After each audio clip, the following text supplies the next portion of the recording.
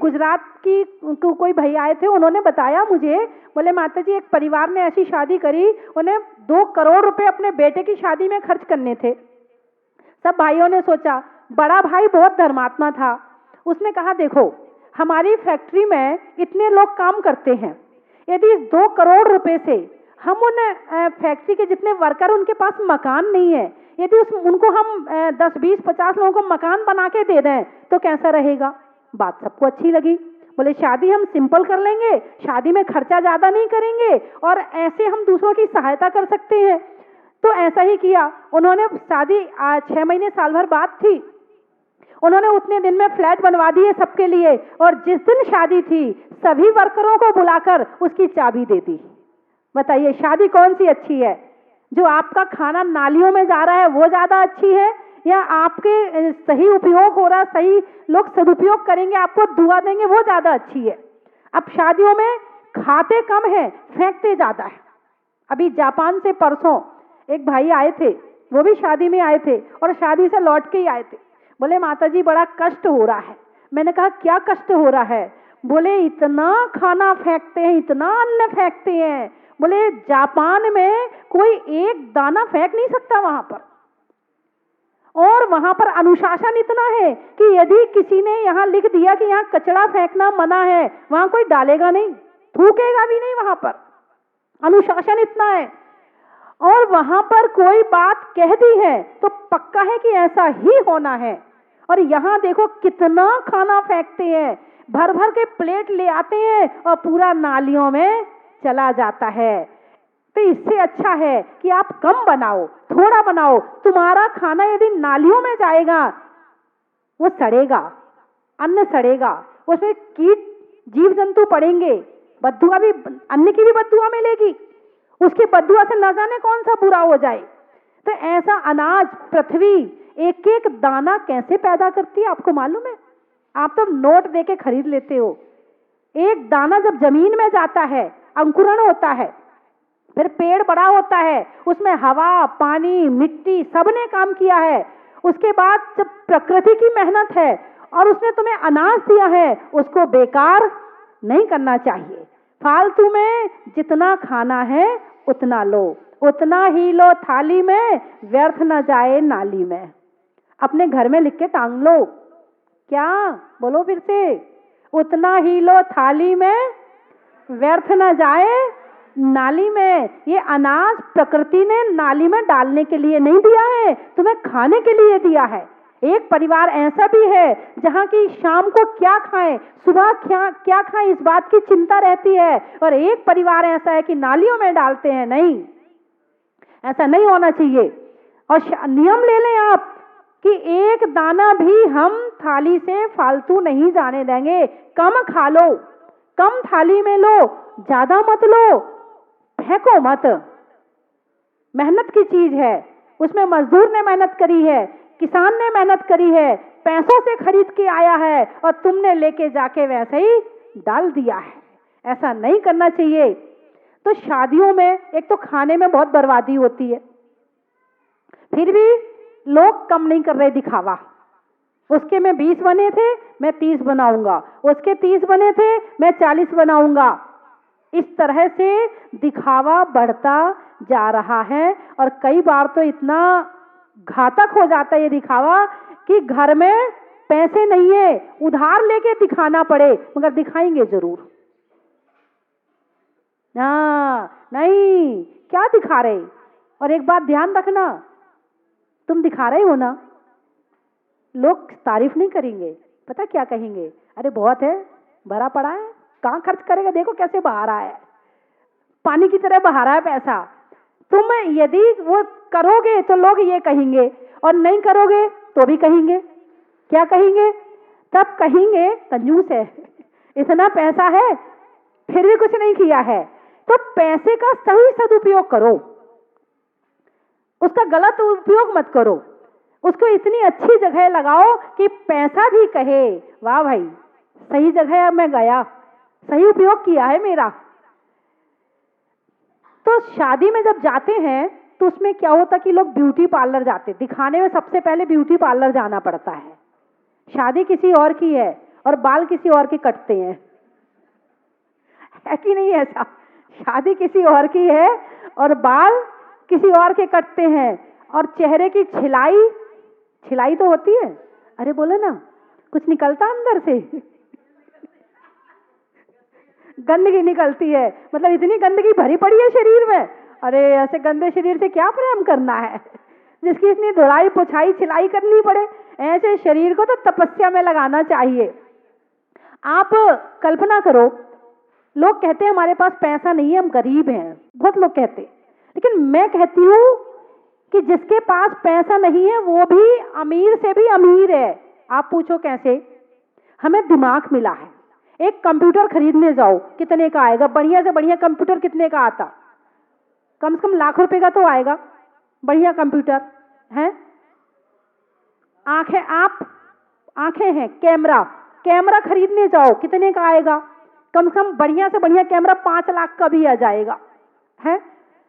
तुम्हारे पास में CD player होगा, मुंह है बजाते ना सीडी प्लेयर, वो कितने का आएगा? वो भी बढ़िया से बढ़िया ला, वो भी बहुत महंगा आएगा।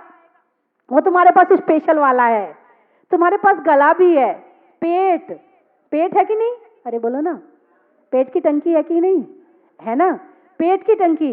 जैसी पेट की टंकी तुम्हारे पास में है, दुनिया में वैज्ञानिक को सारे संसार का पैसा इकट्ठा करके दो और उससे कहो भाई साहब ये सारा पैसा ले लो, मगर ऐसा पेट बना के दे दो। क्या वो वैज्ञानिक पेट बना सकता है? पेट में क्या काम होता है? भोजन पचाने का काम होता है। और अकेले भोजन नहीं पचाते, रस भी बनाता है, ब्लड बनाता है, हड्डी बनाता है, चर्बी बनाता है। शरीर को जिस जिस चीज की जरूरत होती है ये पेट सारी चीजें बनाता भी है, भोजन को पचाता भी है और फालतू को निकालता भी है। ये पेट सारे काम करता है। ऐसी मशीन कोई बना सकता है क्या? नहीं बना सकता है। पेट आपके पास में है। ये हाथ, जेसीबी की मशीन बनाई ना वैज्ञानिकों ने, बोलो ना, है वो सामान उठाने का काम करती है। और ये हाथ क्या काम करते हैं? ये भी सामान उठा सकते हैं। तो जेसीबी भी हमारे पास है। पैर, गाड़ी, कैसे आए हो? गाड़ी से आए हो। पैदल भी आ सकते थे, उसमें जीव जंतु भी बच जाते। तो गाड़ी, पैर हमारे गाड़ी है जो हमें एक स्थान से दूसरे स्थान पर ले जाते। यानी आपके पास में कंप्यूटर भी है, कैमरा भी है, सीडी प्लेयर भी है, आपके पास में पेट है, हार्ट सबसे बड़ी चीज जिसमें हमारे भगवान रहते हैं। कौन रहते हैं? बोलो ना, रहते कि नहीं रहते? सच बोलना, झूठ नहीं बोलना। जाजपुर वाले भगवान रहते कि नहीं रहते? क्या बात है, क्या बात है। भाई साहब ने बहुत अच्छी बात कही कि यदि हमारे दिल में भगवान नहीं होते तो हम यहाँ आने वाले। जोरदार तालियां बजाइए एक बार। बहुत अच्छा लगा कि हमारे दिल में भगवान है, तभी हम आज यहाँ तक पहुंचे हैं। भगवान का अभिषेक की, शांति धारा की, गुना वालों ने की, दीमापुर वालों ने की है, आसनसोल, छत्तीसगढ़, बगीची और नलवाड़ी, दुर्ग वाले सब बैठे हैं आज यहाँ पर हैं। हमने आके भगवान की अभिषेक और शांति धारा बड़े भावों के साथ में की। और इतने मैं समझती हूँ आपके आज उत्कृष्ट भाव थे। लोग कहते हैं कि धन देने से पुण्य मिलता है। मैंने कहा नहीं, धन देने से पुण्य नहीं मिलता है। धन देने पर जो हमारे भाव निर्मल हुए, धन देने पर जो हमारी लोभ कषाय कम हुई, धन देने पर जो हमारे मन में उपकार की भावना पैदा हुई, पुण्य उससे मिलता है। धन से पुण्य नहीं मिलता है। जो तुम्हारे मन में भावनाएं निर्मल हुई है, पुण्य उससे मिलता है। तो हमारे पास में गाड़ी है, पैर गाड़ी है, हाथ जेसीबी है। कितने की आती जेसीबी है? 17 लाख की आती है। हाँ 17 लाख की, 20 लाख, 17 लाख, 25 लाख की मान लो। अब आप तुम्हारे शरीर का हिसाब लगाओ कितने का हो गया। मैंने इतनी सारी मशीनें बता दी तुम्हारे पास में है। तुम इतनी मशीनों में से तुम हाथ का उपयोग करो तो भी कमाई होती है, दिमाग का उपयोग करो तो भी कमाई कर सकते हो, वाणी का उपयोग करो तो भी कमाई कर सकते हो, पैरों का उपयोग करो तो भी कमाई। तुम्हारे पास में इतना महंगा शरीर है, फिर भी तुम कहते तुम गरीब हो। आदमी धन से नहीं, धर्म से गरीब होता है। यानी धर्म करो, जो धर्म करता है वो अमीर है, और जो धर्म नहीं करता भले धन हो उसके पास में मगर वो अमीर नहीं हो सकता है। धन होना बहुत बड़ी बात नहीं है। कि वो एक दोहा आता ना, सुत दारा और लक्ष्मी पापी के भी होए। सुत दारा, दारा यानी स्त्री, सुत दारा और लक्ष्मी पापी के भी होए। संत भजन हरि दर्शन तुलसी दुर्लभ दोए। संत भजन सत्संगति और हरि दर्शन तुलसी दुर्लभ दोए, ये चीजें दुर्लभ हैं जो आज आपने प्राप्त करी है। अभी पन्नालाल जी कह रहे थे, बोले माता जी ऐसा लग रहा है आने वाले समय में नंबर 1 का क्षेत्र बनेगा। हाँ, पन्नालाल जी कह रहे थे अभी सुबह सुबह, बोले माता जी ये नंबर 1 का क्षेत्र बनेगा। ये आप देखते जाइए, भगवान का अतिशय ऐसा होगा यहाँ पर कि लोग यहाँ पर कमरा बनवाने के लिए तरसेंगे। अभी तो चल रहा है विचार, आते हैं लोग, माता जी हमें बनवाना, माता जी हमें बनवाना, बोले फिर तरसेंगे यहाँ बनवाने के लिए। तो बंधुओं, धन मिलना बड़ी बात नहीं है, मगर धन के साथ उससे धर्म प्राप्त कर लेना, धन से धर्म प्राप्त कर लेना, ये बड़ी बात है। तो मोह जब कम होता है तभी दान कर सकते हो, और मोह ज्यादा हो तो दान नहीं कर सकते। पन्नालाल जी अभी बता रहे थे, उन्होंने दीमापुर में अभी एक नवग्रह मंदिर बनवाया है, 8 बीघा जमीन में अकेले ट्रस्ट बनाया, भाइयों का है, और इनने वहां पर अकेले मंदिर, एक गेस्ट हाउस बनाया वहां पर, उस 8 बीघा जमीन में बन रहा है, और एक धर्मशाला और बनवाएंगे वहां पर। साधु अभी जा पहुंचने लगे हैं। हाँ हाँ, आप मानते हैं कि अब विमल सागर महाराज जी की कृपा है, अभी तक उन्हीं की कृपा चल रही है। सब, हाँ, सब साधुओं का आशीर्वाद है, सबकी, पता नहीं किसकी कब काम आज, सबका आशीर्वाद लेते रहो। जीवन में किस मोड़ पर किनका आशीर्वाद काम आ जाए पता नहीं है। अपमान किसी का करो मत, विनय सबकी करो, प्रेम भाव हो सब जीवों पर, गुणी जनों पर हर्ष प्रभो, और करुणा स्रोत बहे दुखियों पर, दुर्जन में मध्यस्थ प्रभो। दुर्जनों का भी अपमान करने की बात भगवान महावीर ने नहीं कही है। आप सामायिक पाठ पढ़ते हो, आचार्य अमित गति के द्वारा लिखा हुआ है, आप पढ़ो, इसकी पहली 2 लाइनें यही है कि अपमान किसी का नहीं करना है। प्रेम भाव हो सब जीवों पर, जितने चाहे पेड़ हो, पौधे हो, चींटी हो, मक्खा, सबके प्रति प्रेम भाव हो सब जीवों पर, गुणी जनों पर हर्ष प्रभो, और करुणा स्रोत बहे दुखियों पर, दुखियों के प्रति करुणा, और दुर्जन में मध्यस्थ प्रभु। दुर्जन भी हो तो मध्यस्थ हो जाओ, उससे भिड़ो मत, उसकी बुराई निंदा ना करो, उसका अपमान मत करो, दूर रहो। उसके भी अपमान करने की बात हमारे यहाँ नहीं बताई है। तो जब मोह कम होता है तब हम ज्ञान प्राप्त कर सकते हैं। मोहनी का इतना अंधेरा है, इतना अंधेरा है कि हम कर भी लेते हैं तो ऐसा होता है जैसे एक काले ग्लास में काला रंग का कुछ पड़ा हुआ है, लिक्विड है और काले रंग का है, उसमें एक बूंद सफेद की डाल दें तो बताओ नजर आएगी क्या? नहीं आएगी ना। मोह का इतना अंधेरा है कि जितना हम धर्म करते हैं कभी ना थोड़ा बहुत तो दिखता है मगर ज्यादा नजर नहीं आता है। तो ये क्रोध मान माया लोभ, ये जो बच्चे हैं ये मोह के बच्चे हैं। इनके बच्चों से को जरा दबाओ, इनको जरा शांत करो। इनको शांत करेंगे तो हम धर्म कर सकते हैं। और शादी की बात चल रही थी कि शादी में जब जाते एक तो दिखाने का बहुत फैशन। अभी कुछ लोग शादी से लौटे तो वो छींक रहे थे, तो आपस में बात कर रहे थे, अरे आज तो बहुत सर्दी हो गई। तो वैसे ही मैं बैठी थी, अब महिलाएं चर्चा तो करती रहती है, बोले बस रात को ना शादी थी, फैशन में जरा शॉल तो ओढ़ी नहीं, स्वेटर पहनी नहीं, हाँ थोड़े बाल भी खोले थे। नहीं मैं आपकी बात नहीं कर रही हूँ आपकी भी कहानी यही है क्या? नहीं मैं आपकी बात नहीं कर रही हूँ। चाहे बीमार हो जाए मगर दिखावा नहीं छोड़ते हैं। बीमार होना स्वीकार है, और वो ही बच्चे, उनके बच्चे तक बीमार हो जाते हैं।